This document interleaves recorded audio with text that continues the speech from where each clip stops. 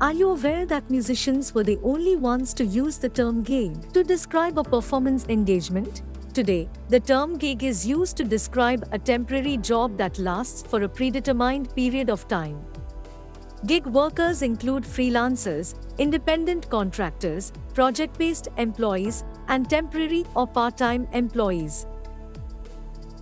Today, many countries are pushing digital platform companies employing gig workers to treat them as employees. Now, India's federal think tank Niti Aayog has joined the debate, recommending social security policies for such workers.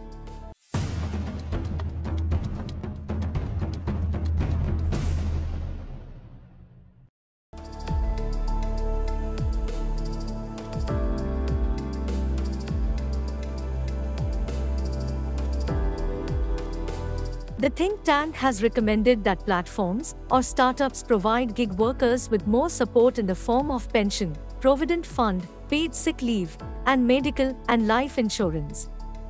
It has also recommended creating a social security fund to account for injuries and emergencies. It has also suggested the government create platform initiatives along the lines of Startup India, which will carry out a census of gig workers to survey and identify them.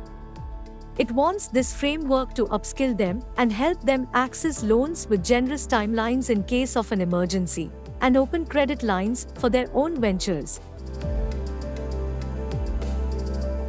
Last year, the UK Supreme Court said Uber drivers are entitled to minimum wages and holiday pay.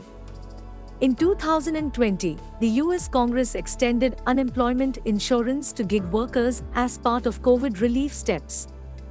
The US government has recommended classifying some gig workers as employees. Recently, a Swiss court ruled that Uber drivers were employees.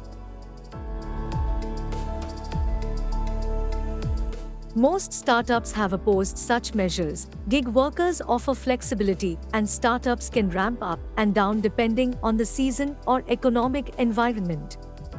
Hence, the biggest challenge is the cost burden. Also, today, many of the gig workers work for multiple companies, especially at food tech and ride-hailing aggregators. The companies face high attrition and there is little loyalty.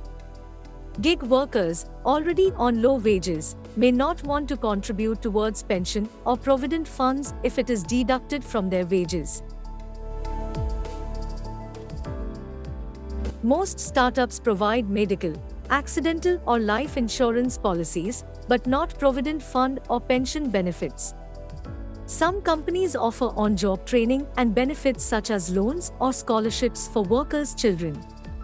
In some cases, a loyal gig worker, one who has spent years on a platform, may be absorbed as a permanent employee. But it's uncommon to see that. A new debate is circulating about startups contributing to a common government corpus for employees who have worked for a certain amount of time.